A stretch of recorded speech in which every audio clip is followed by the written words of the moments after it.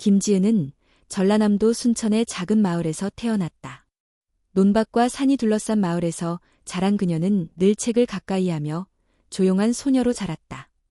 아버지는 건설 현장에서 일하며 가족을 부양했고 어머니는 읍내에서 김밥과 국수를 팔았다. 그녀의 꿈은 단순하고 분명했다. 좋은 선생님이 되어 자신처럼 시골 아이들에게 따뜻한 지식을 전해주고 싶었다. 서울의 한명문 사범대학교에 합격했을 때 지은은 가족의 자랑이었다. 마을 사람들 모두가 그녀를 축하했고 어머니는 울먹이며 말했다. 지은아, 내가 우리 집 첫 서울 사람이다. 절대 포기하지 마라. 서울에 올라와 처음 마주한 것은 화려한 빌딩과 낯선 억양의 사람들, 그리고 차가운 아침 공기였다.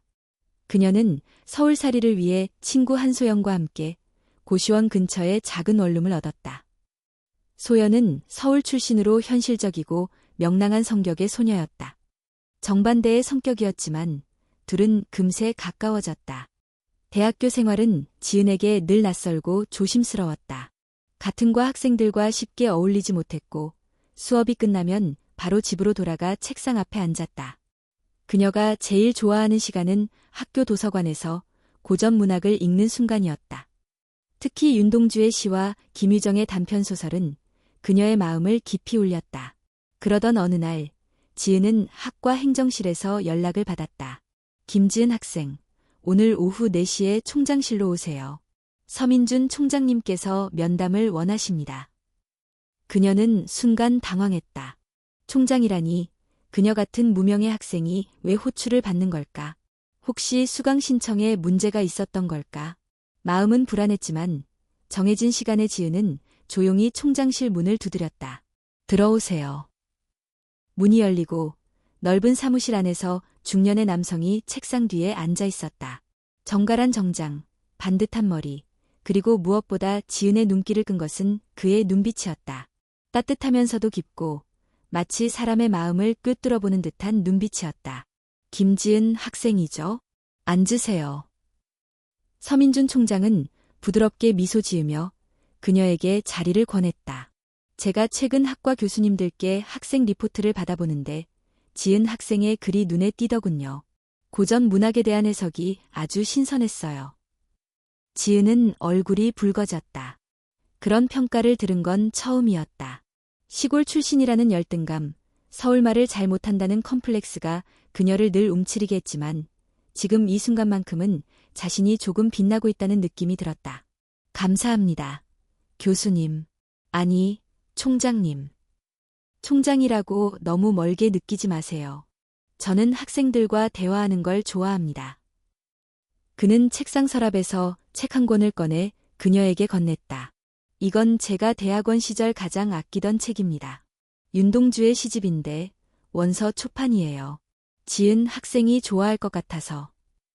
그녀는 책을 받아들며 놀랐다. 낡았지만 잘 보관된 책, 페이지 사이에 손글씨로 적힌 짧은 메모가 있었다.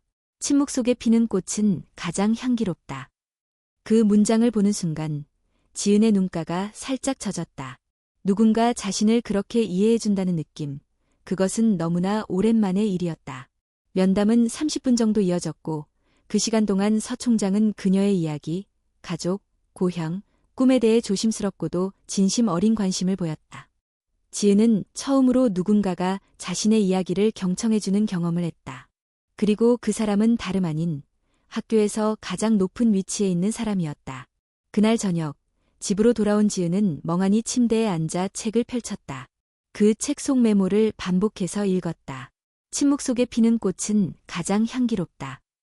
그 문장은 그녀에게 위로였고 동시에 마음의 문을 여는 열쇠 같았다. 소연은 그런 지은을 유심히 바라보았다. 뭔 일 있었어? 분위기가 묘하네. 그냥 총장님께 잠깐 다녀왔어. 이런저런 이야기했는데 많이 위로가 됐어. 총장이랑 너 웬일이래? 지은은 미소를 지었지만 자세한 얘기는 하지 않았다. 자신만 알고 싶은 감정이 있었고 그 감정은 아직 말로 꺼낼 수 없는 무언가였다. 그날 밤 지은은 평소보다 늦게까지 잠을 이루지 못했다. 머릿속에 맴도는 건 서 총장의 말과 눈빛, 그리고 손에 들린 낡은 시집이었다. 무언가가 시작되었음을 그녀는 어렴풋이 느끼고 있었다. 하지만 그것이 축복인지 저주인지 아직은 알 수 없었다. 며칠이 지난 후 김지은은 학과 사무실을 통해 또 한 번 연락을 받았다. 이번에는 서민준 총장으로부터의 공식 초청장이었다. 김지은 학생, 다음 주 월요일 오후 2시에 총장실로 다시 와주시겠어요? 간단한 프로젝트에 대해 상의하고 싶습니다. 그녀는 순간 가슴이 뛰었다. 전에도 그랬지만 이번에는 더 특별한 느낌이 들었다. 단순한 면담이 아니라 무언가 본격적인 일이 시작될 것 같은 예감.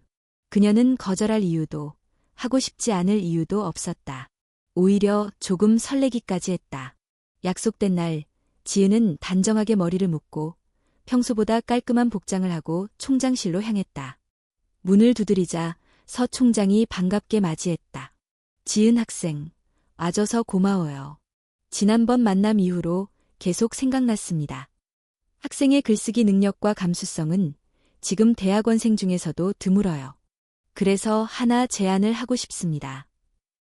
서 총장은 학교가 준비 중인 별표 차세대 교육혁신 프로젝트 별표에 대해 설명했다. 이 프로젝트는 교육부와 협력하여 고등학교 교과 과정 개선을 위한 연구를 진행하는 프로그램이었고, 대학 내에서도 가장 우수한 학생들만 선발되어 조교로 참여할 수 있는 기회였다. 제가 이 프로젝트의 책임자예요. 특별히 지은 학생을 조교로 추천하고 싶습니다. 물론 조건이 있어요. 기밀 유지가 필요하고 일정은 유연하지 않지만 많은 걸 배울 수 있을 겁니다. 지은은 얼떨떨했다. 대학 2학년, 그것도 외부 발표 경험도 없는 자신이 이런 프로젝트에 참여해도 될까? 하지만 동시에 기회가 주어진다는 것에 감사했고, 무엇보다 총장이 직접 자신을 인정해준다는 사실이 자랑스러웠다. 네, 저 정말 열심히 하겠습니다. 서 총장은 조용히 웃으며 책상 서랍을 열고 서류 봉투를 꺼냈다. 이건 프로젝트 개요와 비공개 서약서입니다. 오늘은 가져가서 읽어보시고 내일까지 결정해주세요. 지은은 봉투를 두 손으로 받아들고 고개를 숙였다. 감사합니다, 총장님. 총장실을 나서던 순간 서 총장은 그녀를 다시 불렀다. 지은 학생. 그녀가 돌아보자 그는 이렇게 말했다. 자신을 더 믿어도 돼요. 사람들은 당신이 생각하는 것보다 훨씬 당신의 가치를 알아볼 겁니다. 그 말은 지은의 마음에 깊이 박혔다. 서울에 와서 처음으로 진심으로 인정받고 있다는 느낌. 그것은 단순한 칭찬 이상의 의미였다. 그녀는 그렇게 서 총장을 향한 존경과 신뢰를 조금씩 쌓아가고 있었다. 그날 저녁, 지은은 원룸으로 돌아와 봉투를 펼쳤다. 프로젝트의 개요는 꽤 전문적이었다. 교육심리학, 수업 방식 변화, 디지털 교재 개발 등 다양한 분야를 다루고 있었고, 지은이 평소에 관심 있던 주제들과도 맞닿아 있었다. 서약서에는 개인정보보호 및 비공개 조건이 상세히 명시되어 있었지만 수상한 내용은 없었다. 한소연은 옆에서 조용히 지켜보다가 말했다. 이거 진짜 괜찮은 기회 맞아? 갑자기 총장이 직접 제안하고 비공개 서약까지 시키는 거 보면 좀 이상하지 않아? 지은은 살짝 짜증이 났다. 왜 항상 의심부터 해? 나도 그냥 받은 거 아니야. 리포트 열심히 썼고 총장님이 그걸 좋게 봐주신 거잖아. 알았어. 나중에 이상한 일 생겨도 나한테 하소연은 하지 마. 두 사람 사이에는 어색한 침묵이 흘렀다. 소연은 창밖을 바라보며 고개를 돌렸고 지은은 서류를 다시 접었다. 순간적으로 감정이 격해졌지만 지은은 그것이 단지 친구의 걱정이라는 것을 알고 있었다. 그러나 지금은 그 어떤 의심보다 자신이 인정받았다는 감정이 더 컸다. 다음 날 지은은 서약서의 서명의 학과 사무실로 제출했다. 며칠 후 서 총장으로부터 직접 메시지가 왔다. 환영합니다. 김지은 조교. 앞으로 우리 둘만의 작업 공간에서 자주 만납시다. 그 문장을 읽는 순간 지은의 심장이 살짝 떨렸다. 우리 둘만의 공간, 어쩌면 단순한 표현일 수 있지만 어쩌면 그 이상일 수도 있었다. 그녀는 자신이 뭔가 중요한 위치에 오르고 있다고 믿었다. 그 믿음은 조금씩, 그러나 확실하게 그녀를 다른 세계로 끌어들이고 있었다. 김지은은 서민준 총장이 마련해준 조교실에 처음 발을 들이던 날을 잊을 수 없었다. 교내 연구동 5층 구석에 위치한 작은 사무실은 깔끔하게 정리되어 있었고, 따뜻한 조명과 함께 책과 서류가 가지런히 정리되어 있었다. 창밖으로는 가을 햇살이 들어와 따사롭게 바닥을 덮고 있었고, 책상 위에는 환영합니다. 김지은 조교라는 손글씨 메모와 함께 따뜻한 유자차가 놓여 있었다. 조금 오래된 공간이지만 조용해서 집중하기엔 좋을 거예요.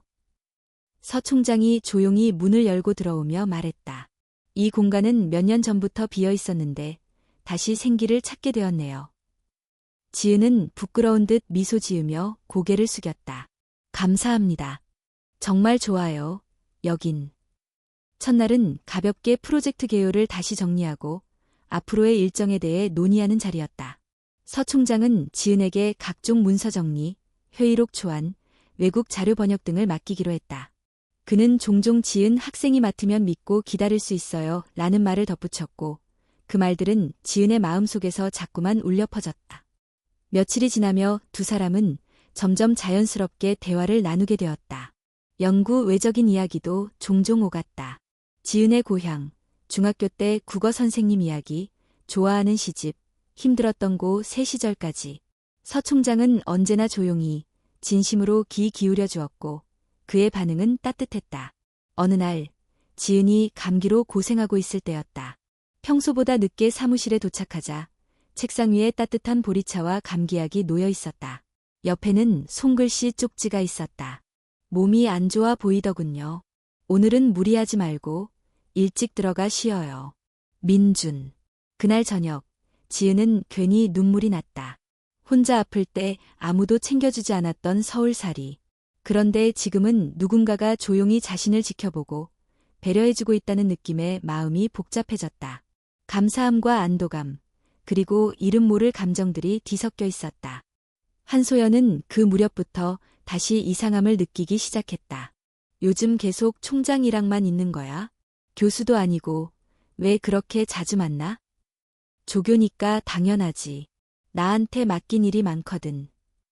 그래도 이건 좀 이상하지 않아? 다른 조교들은 전혀 그런 얘기 없던데. 소연아, 그만 좀 해. 자꾸 그러면 나한테 질투하는 것처럼 들려. 그 말에 소연은 입을 다물었다. 하지만 마음속 불안은 점점 커지고 있었다. 언젠가부터 지은은 휴대폰을 항상 엎어두었고 누군가에게 문자를 받을 때마다 순간적으로 긴장하는 모습이 역력했다. 그 무렵 서 총장은 지은에게 외부 교육 세미나 동행을 제안했다. 다음 주에 부산에서 열리는 고등교육 컨퍼런스가 있어요. 우리 프로젝트 발표도 있고 교육부 관계자들도 참석하죠. 지은 학생도 함께 가서 경험해보는 게 좋을 것 같아요. 정말 가도 될까요? 물론이죠. 지은 학생은 우리 팀의 핵심 조교니까요. 출장은 이틀 일정이었고 학교 측에서 숙소와 교통비 전액을 제공했다. 지은은 부모님께는 학과 공식 행사라고 둘러댔다. 출발 당일 두 사람은 KTX를 타고 함께 부산으로 향했다. 호텔에 도착했을 때 지은은 방이 한 개뿐이라는 사실을 알고 순간 당황했다. 여기 하나밖에 없네요. 서 총장은 태연하게 말했다. 지은 학생이 여자라 혼자 방을 쓰는 게 불안해서요. 제가 예약할 때 더 이상 방이 없다고 해서 부담된다면 다른 방법을 생각해 볼게요. 그의 말은 조심스러웠고 무례한 기색은 전혀 없었다. 지은은 잠시 망설이다가 고개를 끄덕였다. 아니에요. 괜찮아요. 교수님과 함께라면 안전하겠죠. 그날 밤 호텔방 안에서 두 사람은 프레젠테이션을 다시 점검하고 회의 내용을 정리했다. 그러다 자연스럽게 차를 마시며 시 이야기로 대화가 이어졌다. 지은 학생은 어떤 단어를 가장 좋아해요? 조용한 따뜻함이요. 당신 자체가 그런 사람이에요. 조용하면서도 따뜻한. 서 총장의 말에 지은은 가슴이 뛰었다. 그는 천천히 아주 조심스럽게 지은의 손등에 손을 얹었다. 지은은 아무 말도 하지 못했다.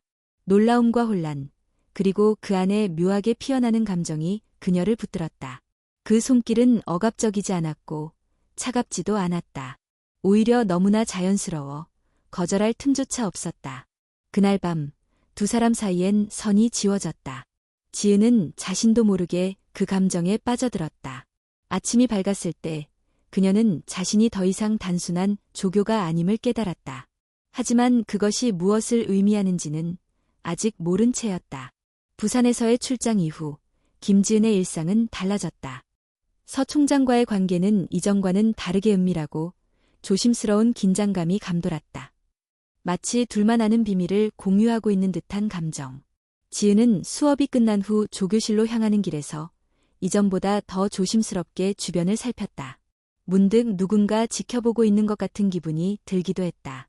서 총장은 여전히 다정했고 예에 바르며 조심스러웠다. 그는 지은에게 무언가를 강요하지 않았고 학교 내에서는 언제나 공식적인 태도를 유지했다. 하지만 둘만 있을 때면 가끔씩 그의 손길이나 시선은 한계를 넘나들었다. 지은은 점점 그와의 관계가 명확하지 않다는 사실에 혼란스러워졌다. 그녀는 자신이 특별하다고 느꼈다. 총장이 직접 챙겨주고 누구보다 인정해주며 자신만을 위해 시간을 내주는 사람. 하지만 동시에 마음 한켠에서는 설명할 수 없는 불편함과 불안이 피어오르고 있었다. 한소연은 지은이 점점 달라지고 있다는 것을 느끼고 있었다. 요즘 왜 이렇게 늦게 들어와? 자꾸 핑계대면서 피하는 것 같아. 아니야, 그냥 프로젝트가 바빠서 그래. 그 프로젝트, 너 혼자 하는 거야. 왜 교수님은 항상 너랑만 하는 건데? 그만 좀 하자, 소연아. 나도 내 선택이 있어. 내가 이해 못해도 상관없어. 지은은 예민하게 반응했고 소연은 더 이상 묻지 않았다. 하지만 그녀는 묵묵히 관찰하고 있었다. 지은이 휴대폰을 손에 놓지 않고 알림이 오면 바로 화면을 끄는 모습. 그리고 어떤 날은 멍하니 창밖을 보며 한숨을 내쉬는 모습. 그러던 어느 날 밤 소연은 가족 앨범을 정리하다가 오래된 서류 하나를 발견했다. 그것은 언니가 대학 시절 사용하던 다이어리의 일부였다. 소연의 언니는 몇 년 전 갑작스럽게 자퇴를 결정하고 학교를 그만두었다. 이유를 정확히 밝히지 않았고 그 일은 가족 내에서 금기시되다시피 했다. 다이어리 속면 문장을 읽은 소연은 얼어붙었다. 그 사람의 말은 항상 달콤했지만 나를 조금씩 조이고 있었다. 처음엔 칭찬이었고 그 다음엔 배려였고 결국엔 침묵이 강요되었다. 나는 더 이상 내가 아니다. 소연은 즉시 기억을 더듬었다. 언니가 다녔던 학교, 학과, 시기, 그리고 지은이 지금 다니는 학교, 그 프로젝트, 그 교수. 모든 조각이 하나로 맞춰지는 듯한 기분이 들었다. 그녀는 다이어리를 가방에 넣고 조용히 지은에게 말했다. 지은아, 나 할 얘기 있어. 지금 당장. 지은은 처음에는 귀찮다는 듯 반응했지만 소연이 꺼낸 다이어리와 그 속의 문장을 본 순간 얼굴이 하얘졌다. 이건 언니가 쓴 거야. 응, 너랑 같은 학교였어. 너처럼 갑자기 어떤 교수님이랑 가까워졌고 어느 날 갑자기 학교를 그만뒀어. 그 교수님이 누구야? 확실하지 않아. 이름은 안 나와. 하지만 너의 표정이 말해줘. 지은아, 그 사람, 너를 사랑한다고 했어? 지은은 아무 대답도 하지 못했다. 눈빛이 흔들렸고 손끝이 떨렸다. 그녀는 말하고 싶지 않았다. 아니, 말할 수 없었다.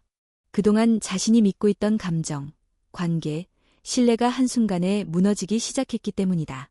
지은아, 내가 그 사람을 믿고 있다면 좋아. 하지만 넌 스스로에게 물어봐야 해. 그 사람과의 관계에서 너는 자유로워? 아니면 자꾸 뭔가를 감추고 숨겨야 해? 그 질문은 지은의 마음을 깊이 찔렀다. 그녀는 그날 밤 서 총장에게 메시지를 보내지 않았다. 조용히 자신의 방에서 혼자 생각에 잠겼다. 그동안의 대화, 손길, 시선, 말투 하나하나가 머릿속에서 재생되었다. 그리고 어느 순간 지은은 자신이 진정 원하는 것이 무엇이었는지를 떠올렸다.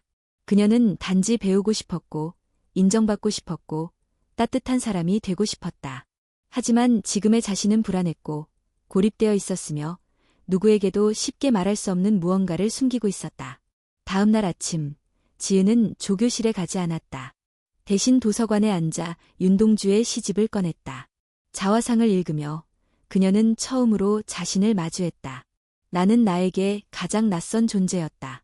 나는 나를 믿고 있었는가? 나는 나를 사랑하고 있었는가? 서 총장의 메시지는 계속 왔지만 지은은 열어보지 않았다. 대신 그녀는 다시 소연에게 전화를 걸었다. 내 말이 맞는 것 같아. 뭔가 잘못됐어. 근데 나 혼자서 해결할 수 없을 것 같아. 소연은 조용히 말했다. 걱정 마, 이번엔 내가 너 혼자 두지 않을 거야. 겨울이 문턱에 들어선 어느 아침, 대학 캠퍼스는 한층 차가워진 공기 속에 고요했다. 하지만 이날은 예사롭지 않았다. 학과 게시판과 학생 커뮤니티에는 익명의 고발 편지가 올라와 있었다. 서민준 총장이 수년간 여학생 조교들과 부적절한 관계를 유지해왔으며 그 과정에서 권력을 이용한 정서적 조작과 통제가 있었다. 피해 학생은 한 명이 아니며 일부는 학교를 떠났고 일부는 침묵을 강요당했다. 처음에는 사람들의 반응이 반신반의였다. 서 총장은 워낙 평판이 좋고 학계에서 인정받는 인물이었기 때문이다. 하지만 고발문에는 특정 연도, 장소, 활동 내역까지 구체적으로 적혀 있었고 심지어 일부 문장은 현재 진행형의 피해가 있다고 언급되어 있었다. 지은은 이 편지를 보는 순간 온몸이 얼어붙었다. 마치 자신을 지목한 듯한 문장들. 고발자에 대해선 전혀 알지 못했지만 편지 속 내용은 너무나 익숙했다. 그 안엔 그녀와 서 총장 사이에서 일어났던 감정적 변화와 심리적 압박, 그리고 모호한 경계가 그대로 담겨 있었다. 학생들 사이에서는 속속 소문이 돌기 시작했다. 누구일까? 정말 사실일까? 피해 학생은 아직 학교에 있는 걸까? 몇몇은 요즘 조용했던 김지은 아냐? 라는 추측까지 하며 SNS에 그의 이름을 언급하기 시작했다. 소연은 즉시 지은에게 달려왔다. 이거 봤지? 지은아, 내가 쓴 거야. 아니, 나 아니야. 나 진짜 몰라. 그럼 누군가 내가 겪은 걸 알고 있는 거야. 어떻게든. 이건 무작정 올릴 수 있는 수준이 아니야. 지은은 말을 잇지 못했다. 감정이 복잡했다. 안도감, 두려움, 혼란. 누군가 자신 대신 목소리를 내주었다는 점에선 안도했지만 동시에 자신이 드러나게 될지도 모른다는 공포에 휩싸였다. 학교 측은 곧 공식 입장을 내놨다. 내부 진상 조사를 시작하겠다. 사실 여부를 면밀히 확인할 것이며 관련자 보호를 최우선으로 하겠다. 하지만 지은은 그 문장이 공허하게 느껴졌다. 이미 많은 것들이 돌이킬 수 없이 흘러가고 있었다. 며칠 뒤 지은은 서 총장에게서 직접 연락을 받았다. 지은 학생, 괜찮아요? 너무 놀라진 않았나요? 네, 그냥 조금 복잡하네요. 이건 분명히 악의적인 시도입니다. 나를 끌어내리기 위한 모함이죠. 지은 학생도 알잖아요. 우리가 어떤 관계였는지. 그 말에서 지은은 묘한 압박을 느꼈다. 우리가 어떤 관계였는지라는 말. 그것은 과거형 같았지만 동시에 현재를 묶는 말처럼 들렸다. 지은 학생, 지금은 침묵하는 게 가장 좋아요. 괜히 나서면 오해만 살 거예요. 학교도 시끄럽고 당신도 힘들어질 수 있어요. 그 말은 분명 조언처럼 들렸지만 지은의 귀에는 명백한 메시지로 들렸다. 입 다물고 있어라. 그날 밤 지은은 한참을 망설이다 소연에게 말했다. 소연아, 나 이제 어떻게 해야 할까? 말하면 나만 이상한 애 되는 거 아닐까? 지은아, 너 이상한 거 하나도 없어. 오히려 침묵하면 그 사람이 계속 그렇게 할 수 있는 거야. 소연은 언니의 다이어리를 다시 꺼내 보여주었다. 언니도 그랬어. 누군가에게 말하고 싶었지만 결국 말하지 못했어. 그래서 지금도 후회하고 있어. 지은은 다이어리 속 문장을 다시 읽었다. 나는 입을 닫았다. 그리고 그 침묵은 나를 삼켜버렸다. 며칠 후 또 다른 메일이 학과 교수들에게 발송되었다. 익명으로 작성된 편지였으며 이번에는 구체적인 피해 사례가 담겨 있었다. 한 명은 3년 전, 다른 한 명은 6년 전, 그리고 마지막엔 이렇게 적혀 있었다. 그는 지금도 반복하고 있다. 그 대상은 아마도 지금 이 메일을 읽고 있는 여러분 옆에 있을지도 모른다. 그 순간 지은은 더 이상 숨을 수 없다는 것을 깨달았다. 자신이 침묵하면 이 악순환은 끝나지 않을 것이다. 그리고 그녀가 느꼈던 그 혼란, 외로움, 죄책감을 또 다른 누군가가 겪게 될지도 모른다. 그녀는 조심스럽게 노트북을 열었다. 그리고 워드 파일 하나를 만들었다. 내 이름은 김지은입니다. 저는 서민준 총장의 조교로 선발되어 지난 몇 달간 그의 지도 아래 연구 프로젝트에 참여했습니다. 처음엔 감사했고, 존경했고, 믿었습니다. 그러나 그 관계는 점점 불분명해졌고, 결국 저를 심리적으로 조종하고 통제하는 방향으로 흘러갔습니다. 지금 이 순간까지도 저는 두렵고 혼란스럽지만 더는 침묵하지 않기로 했습니다. 그녀는 문서를 저장하고 깊은 숨을 내쉬었다. 다음 날 아침, 학교 진상조사단에 공식 면담 요청 메일을 보냈다. 제목, 피해자 면담 요청 김지은. 김지은은 진상조사단의 면담을 요청한 이후 학교에서 연락을 기다리는 동안 복잡한 심정으로 하루하루를 보냈다. 소문은 여전히 학교를 떠돌았고 몇몇 학생들은 그녀를 의심스러운 눈초리로 바라보기도 했다.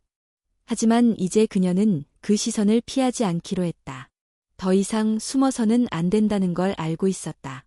그 무렵 한소연은 오래전 언니가 학교를 자퇴했던 사건을 다시 떠올리며 조심스럽게 인터넷을 뒤졌다. 그리고 우연히 교육계 커뮤니티 게시판에서 한 익명의 댓글을 발견했다. 서호 총장 밑에서 조교하다가 사라진 친구가 있었죠. 이름은 정확히 기억 안 나는데 그 친구, 뭐랄까, 그 일 이후로 많이 바뀌었어요. 부산 모처에 있다는 얘기를 들었어요. 소연은 곧장 해당 커뮤니티의 운영자에게 메시지를 보냈고 며칠 후 답장이 왔다. 댓글을 쓴 사람은 대학교 졸업생이었고 당시 조교로 일했던 학생의 이름을 박하연이라고 기억하고 있었다. 그리고 그녀가 지금 부산의 한 시민단체에서 일한다는 정보도 전해졌다. 지은은 소연과 함께 바로 부산으로 내려갔다. 그녀는 떨리는 손으로 핸드폰을 들고 박하연에게 전화를 걸었다. 안녕하세요. 저는 김지은이라고 합니다. 혹시 잠시 시간 괜찮으신가요? 저는 당신의 과거를 알고 있습니다. 그리고 저 역시 같은 일을 겪었습니다. 잠시 침묵이 흘렀고 이어 차분한 목소리가 들려왔다. 오세요. 얘기해 드릴게요. 이제는 더는 숨기지 않으려고요. 그날 오후 지은과 소연은 부산의 한 조용한 찻집에서 박하연과 마주 앉았다. 하연은 생각보다 차분했고 눈빛에는 흔들림이 없었다.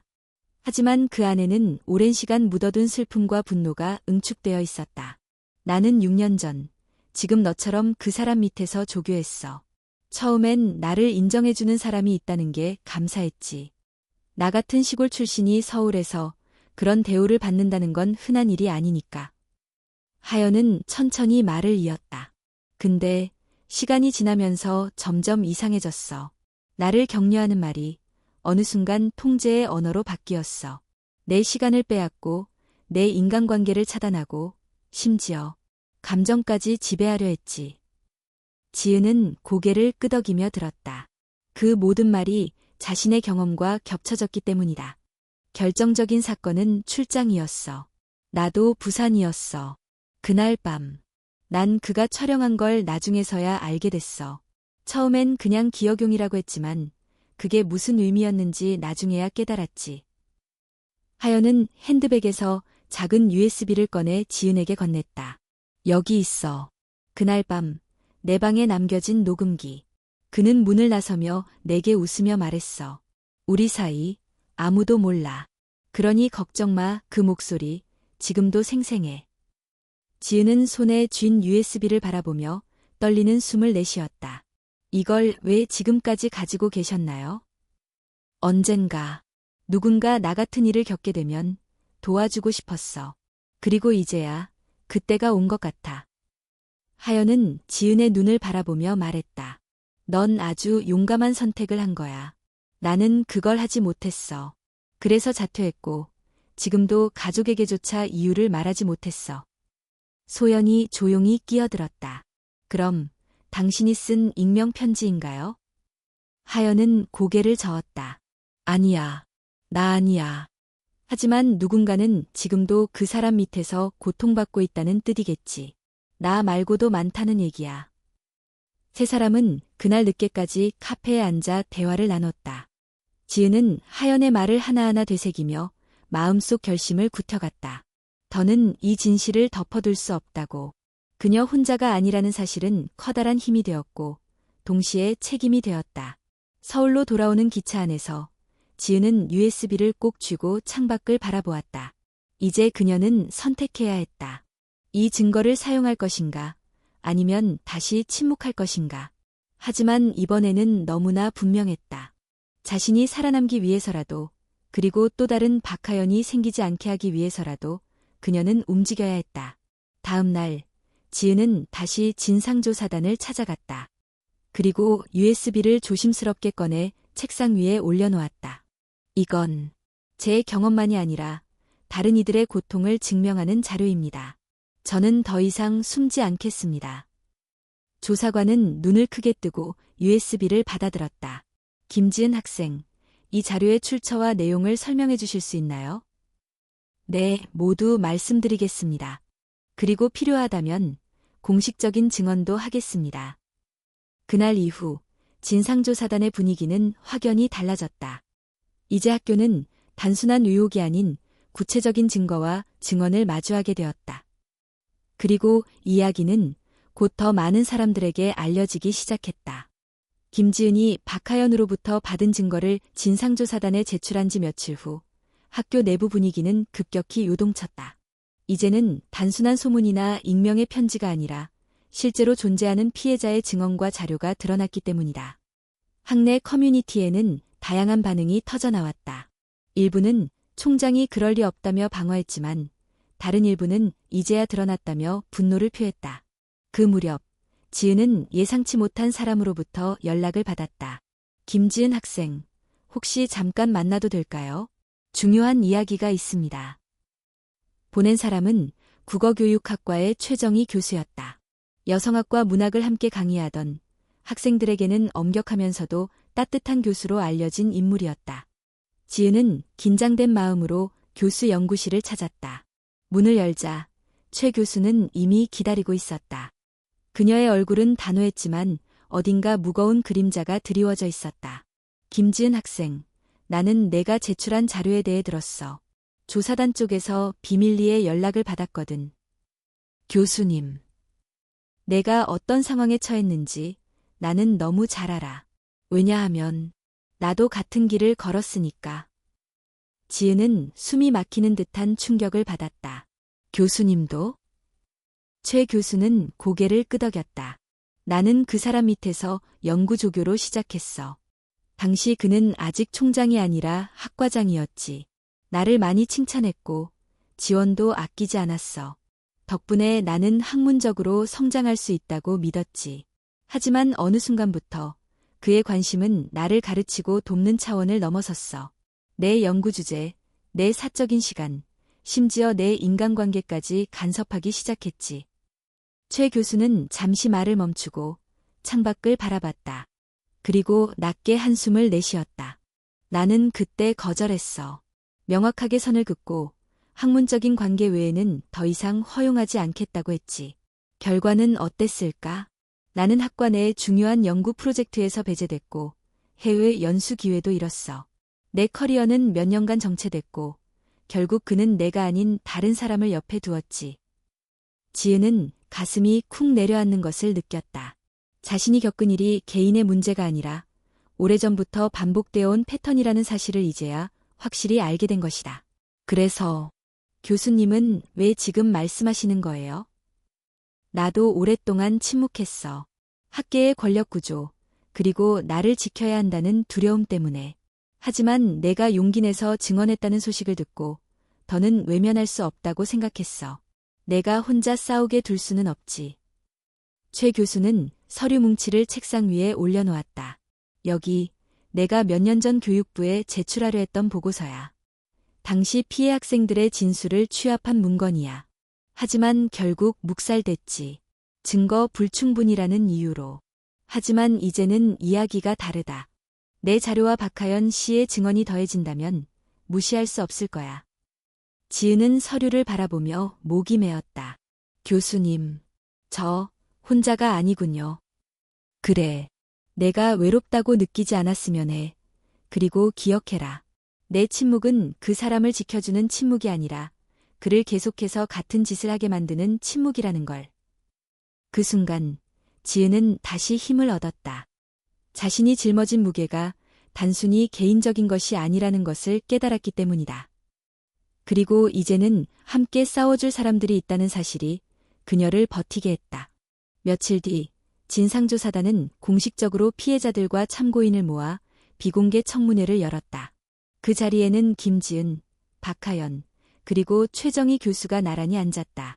지은은 손을 꼭 쥐고 긴장했지만 두 사람의 존재가 든든한 버팀목이 되어주었다. 조사관이 묻자 지은은 차분하게 대답했다. 저는 처음엔 단순히 인정받았다고 생각했습니다. 하지만 그것은 차츰 제 삶을 통제하는 방식으로 변했습니다. 선택의 자유는 없었고 침묵이 강요되었습니다. 박하연도 증언했다. 그녀는 USB를 조사관에게 직접 제출하며 말했다. 저는 지난 6년간 이 증거를 숨기고 살았습니다. 하지만 이제는 더 이상 숨기고 싶지 않습니다. 제가 침묵한 대가로 또 다른 피해자가 생겼습니다. 그건 제 평생의 후회가 되었어요. 마지막으로 최 교수가 입을 열었다. 나는 교수로서 그리고 피해자였던 사람으로서 이 자리에 섰습니다. 오랫동안 침묵했지만 더는 학생들을 잃고 싶지 않습니다. 이 구조적인 문제를 반드시 드러내야 합니다. 청문회가 끝나자 방안은 무거운 침묵으로 가득 찼다. 그러나 그 침묵은 더 이상 두려움의 침묵이 아니었다. 그것은 이제 폭풍 전야의 침묵, 진실이 드러나기 직전의 고요였다. 지은은 회의실을 나오며 속으로 다짐했다. 이제 시작이야. 끝까지 가야 해. 학교는 결국 사태의 심각성을 인정하고 긴급하게 이사회와 교수진 전체 회의를 열었다. 그날 대회의실에는 교수진, 학생 대표, 조사단 관계자, 그리고 몇몇 외부 인사들까지 참석했다. 분위기는 무겁고 팽팽했다. 모든 시선이 이번 사건의 중심, 서민준 총장과 피해를 증언한 사람들에게 쏠려 있었다. 서 총장은 회의 시작부터 당당하게 입을 열었다. 먼저 학교와 학문 공동체에 불필요한 오해를 끼쳐 죄송합니다. 그러나 분명히 말씀드리겠습니다. 익명편지와 일부 주장들은 사실이 아닙니다. 저는 학생들과의 관계에서 늘 엄격한 경계를 지켜왔습니다. 특정 학생들이 오해했거나 제 진심을 왜곡한 것일 뿐입니다. 그의 목소리는 흔들림이 없었고 오히려 많은 교수들에게 설득력 있게 들릴 정도였다. 몇몇은 고개를 끄덕이며 속삭였다. 역시 그럴 리 없지. 서 총장 같은 사람이 그런 짓을 했다고? 말도 안 돼. 그러나 조사단은 바로 반박 자료를 내놓았다. 지난주 김지은 학생이 제출한 증언과 더불어 과거 조교였던 박하연 씨가 제공한 녹음 파일이 있습니다. 여기에는 총장 본인의 목소리가 명확히 담겨 있습니다. 회의실 안이 술렁였다. 녹음 파일이 틀어지자 스피커에서 선명한 목소리가 흘러나왔다. 우리 사이 아무도 몰라. 그러니 걱정 마. 이건 둘만의 비밀이야. 순간 회의실의 공기가 얼어붙었다. 누가 들어도 서 총장의 목소리였다. 몇몇 교수들이 얼굴을 찡그렸고 학생 대표들은 분노 섞인 시선을 보냈다. 하지만 여전히 일부 교수들은 방어적인 태도를 보였다. 이게 언제, 어떤 맥락에서 녹음된 건지는 알 수 없지 않습니까? 짜깁기일 수도 있고 자발적인 관계였을 수도 있습니다. 맞습니다. 성인 사이의 개인적인 교류를 도덕적 잣대로만 평가하는 건 위험합니다. 이에 맞서 최정희 교수가 자리에서 일어났다. 도덕적 잣대라고요?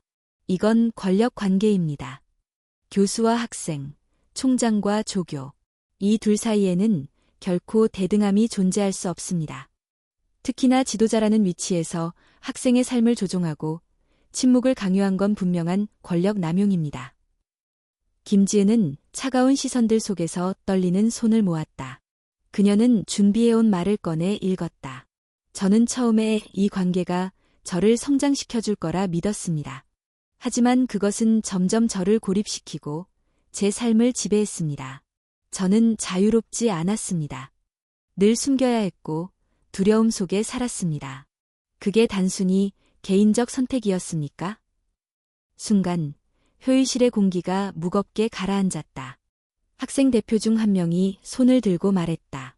저는 학생 대표로서 묻고 싶습니다. 이런 일이 반복되도록 방치했습니까? 이전에도 비슷한 사건이 있었다는 증언이 나왔습니다. 학교는 도대체 누구를 지켜온 겁니까? 그 질문에 누구도 쉽게 답하지 못했다. 몇몇 교수들은 서로 눈치를 보며 침묵했다. 그때 조사단 관계자가 다시 자료를 내놓았다. 여기에 과거 내부 징계 기록이 있습니다. 그러나 정식 징계 절차로 이어지지 못했습니다. 당시 교육부 고위 인사였던 유태건 전 차관이 개입했다는 정황이 있습니다. 이름이 언급되는 순간 회의실이 다시 한번 술렁였다. 유태건은 서 총장과 대학 동기이자 오랜 친분 관계로 유명했고 지금도 학교 발전 기금에 막강한 영향력을 행사하는 인물이었다. 그가 사건을 은폐해왔다는 사실은 모두에게 충격이었다. 서 총장은 얼굴이 굳어졌다. 그러나 그는 여전히 부인했다. 그건 추측일 뿐입니다. 저는 유 전 차관과 개인적인 친분은 있지만 사건 은폐와는 아무 관련이 없습니다. 하지만 그때 박하연이 조용히 입을 열었다. 제가 그에게서 받은 메일을 아직 갖고 있습니다. 내가 입을 열면 내 장래는 끝난다. 라는 문장이 적혀 있습니다. 그 메일은 교육부 도메인에서 왔습니다. 그 순간 회의실 안의 분위기는 완전히 바뀌었다. 이제는 단순히 개인적 스캔들이 아니라 권력과 시스템이 얽힌 구조적 문제라는 사실이 드러난 것이다. 몇몇 교수들이 자리에서 벌떡 일어나 목소리를 높였다. 이건 더 이상 개인의 명예 문제가 아닙니다. 학교에 존립이 걸린 문제입니다. 우린 지금까지 침묵으로 공범이었을지도 모릅니다. 한쪽에서는 여전히 반발이 있었다. 하지만 학교의 명예는 누가 지킬 겁니까? 이런 걸 공개하면 언론이 물어뜯고 학생들의 취업에도 악영향이 갈 겁니다. 그럼 학생의 존엄은 누가 지켜줍니까?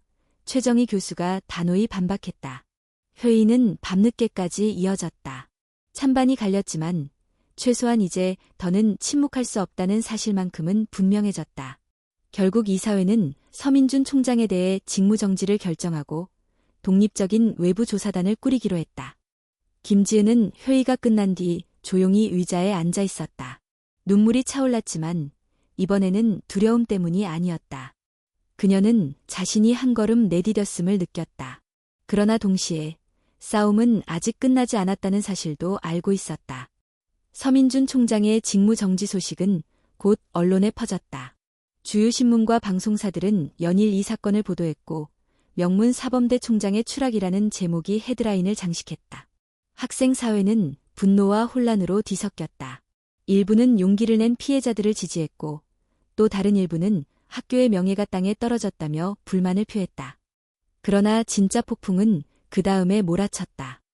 조사단이 확보한 자료 속에서 유태건 전 교육부 차관의 이름이 공식적으로 언급되었기 때문이다. 그는 오랫동안 이 학교와 밀접한 관계를 맺어왔고 막강한 인맥으로 정치권과 학계를 넘나들며 영향력을 행사해온 인물이었다. 언론은 즉각 그를 겨냥했다. 교육계 권력형 성비리 의혹, 유 전 차관 개입 정황 포착, 서 총장 사건, 단독 범행인가? 권력 카르텔인가? 유태건은 곧바로 반박 기자회견을 열었다. 저는 이번 사건과 아무 관련이 없습니다. 일부 자료에 제 이름이 언급되었다는 이유만으로 저를 연루시키려는 건 명백한 정치적 음해입니다. 저는 교육 발전을 위해 평생 헌신해왔습니다. 하지만 그의 목소리는 흔들리고 있었다. 이미 여론은 그에게 등을 돌리고 있었고 온라인에서는 과거 그의 행적에 대한 제보가 쏟아졌다. 어떤 이는 유태건이 교수 시절에도 학생들에게 부적절한 행동을 했다는 글을 올렸고 다른 이는 그가 여러 차례 학교 사건을 무마해왔다는 증언을 내놨다. 김지은은 뉴스 화면을 보며 손을 움켜쥐었다. 이건 단순히 한 사람의 문제가 아니라 시스템이 학생들을 억눌러 왔다는 증거였다. 그녀는 소영과 최정희 교수, 그리고 박하영과 함께 앞으로의 대응을 논의했다. 지금 우리가 가진 증거만으로는 충분하지 않을 수 있어요. 최 교수의 목소리는 무거웠다. 유 전 차관은 정치권에도 깊이 연결돼 있어. 그가 본격적으로 움직이면 사건이 묻힐 수도 있어. 박하연이 고개를 저었다. 그래도 멈출 순 없어. 이번에 침묵하면 앞으로도 똑같을 거야. 나도 자퇴했을 때 그렇게 생각했어. 목소리를 내지 않으면 결국 아무도 우리를 기억하지 않는다고. 그날 밤, 지은은 혼자 학교 캠퍼스를 걸었다. 차가운 겨울 바람 속에서 그녀는 자신이 처음 서울에 와서 품었던 꿈을 떠올렸다. 좋은 교사가 되고 싶었던 소녀. 그러나 지금 그녀는 교사가 되기 전에 자신과 후배들을 지키는 싸움의 최전선에 서 있었다. 며칠 뒤 국회 교육위원회가 사건에 대한 청문회를 열기로 결정했다. 언론의 압박과 학생사회의 집회가 결정을 이끌어낸 것이었다. 지은은 학생 대표로 증언할 기회를 얻었다. 하지만 그것은 그녀에게 또 다른 공포였다. 전국이 지켜보는 자리에서 자신의 이야기를 해야 한다니. 청문회 당일 국회 앞에는 수많은 기자와 시위대가 몰려 있었다. 일부는 피해자 보호하라는 피켓을 들었고 또 다른 일부는 학교 명예 회복을 외쳤다. 극명하게 갈라진 목소리 속에서 지은은 떨리는 다리를 붙잡고 증언석에 섰다. 저는 김지은입니다. 저는 단순히 한 사람과의 개인적 관계를 이야기하려는 게 아닙니다. 이건 구조의 문제입니다. 학생과 교수가 대등하지 않은 관계에서 권력이 사랑이라는 이름으로 포장될 때 피해자는 결코 자유로울 수 없습니다. 그녀의 목소리는 떨렸지만 점점 단단해졌다. 저는 한때 그 사람을 존경했고 믿었습니다. 하지만 그 믿음은 이용당했습니다. 저는 선택하지 않았습니다. 침묵을 강요당했습니다. 그리고 지금도 또 다른 누군가가 그 침묵 속에서 고통받고 있을지 모릅니다. 청문회장은 술렁였다. 일부 의원은 고개를 끄덕이며 메모를 했고 다른 일부는 냉소적인 표정을 지었다. 그중 한 의원이 마이크를 잡았다. 학생, 그럼 당신은 자신이 완전히 피해자라고 생각합니까? 성인으로서 스스로 선택한 부분은 전혀 없다고 말할 수 있습니까? 순간 회의장 공기가 차갑게 얼어붙었다. 지은은 숨을 고르며 대답했다. 저는 선택했다고 믿었습니다. 하지만 그 선택은 자유롭지 않았습니다. 사랑은 평등한 관계에서만 진짜일 수 있습니다. 권력 앞에서의 사랑은 결국 강요일 뿐입니다. 그 말에 청문회장 일부에서 박수가 터져나왔다. 위원장의 망치 소리가 울리며 질서가 회복되었지만 이미 메시지는 충분히 전달되었다. 그날 저녁 뉴스는 지은의 증언을 반복해서 내보냈다. 사랑은 평등할 때만 진짜다. 그 문장은 온라인에서 수많은 사람들의 공감을 불러일으켰다. 동시에 격렬한 논쟁도 일어났다. 어떤 이는 피해자의 용기 있는 고백이라 했고 또 어떤 이는 성인의 책임을 회피하는 거리라 비난했다. 그러나 분명한 사실은 이제 사건은 더 이상 학교 내부의 문제가 아니었다. 정치, 언론, 사회 전체가 이 사건을 주목하기 시작했다.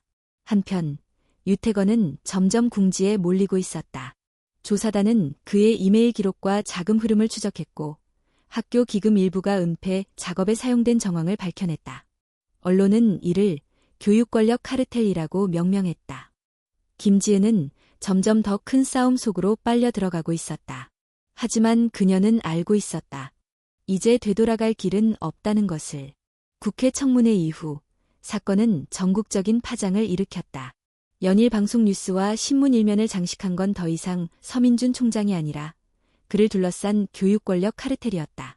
유태건 전 차관의 이름은 모든 언론에 오르내렸고 그의 과거 행적이 하나둘 드러나기 시작했다. 조사단은 결국 유태건과 서민준 사이에 수상한 이메일 기록, 그리고 기금 사용 내역을 공개했다. 거기에는 이번 일은 조용히 넘어가야 한다. 학생 한 명의 장래보다 학교 명예가 우선이다. 라는 문장이 적혀 있었다.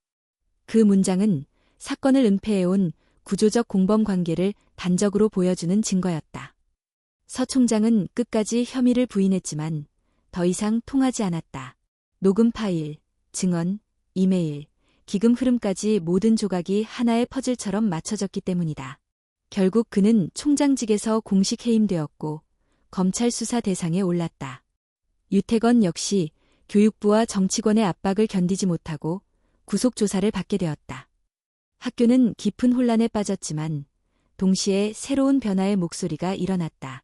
학생회는 더 이상 침묵하지 않겠다는 성명서를 냈고 교수 일부는 자성의 목소리를 내며 사퇴를 선언했다.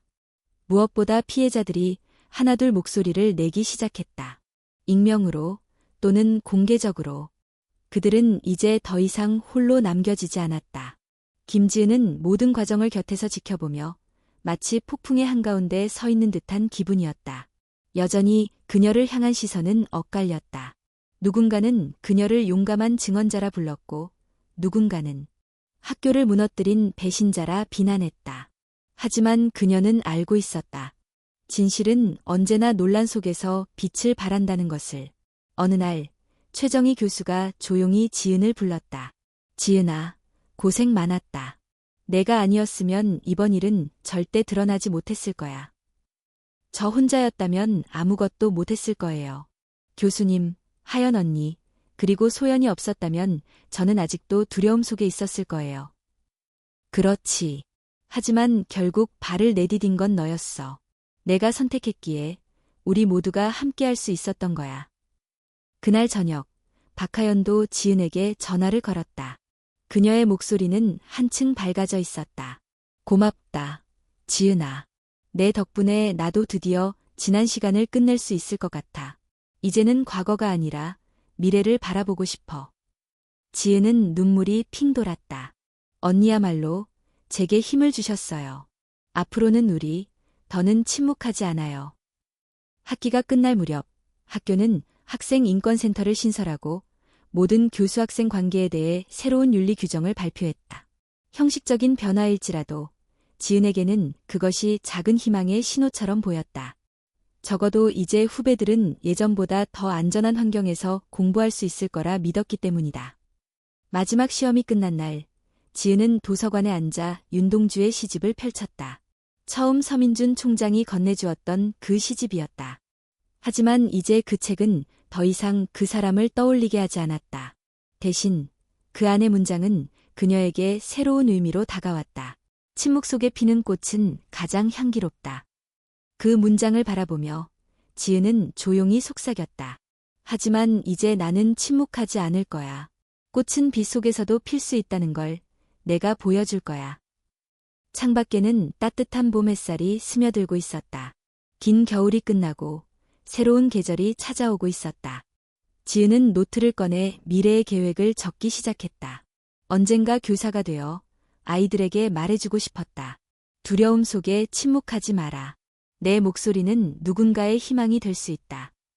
그녀는 알았다. 싸움은 끝난 것이 아니었다.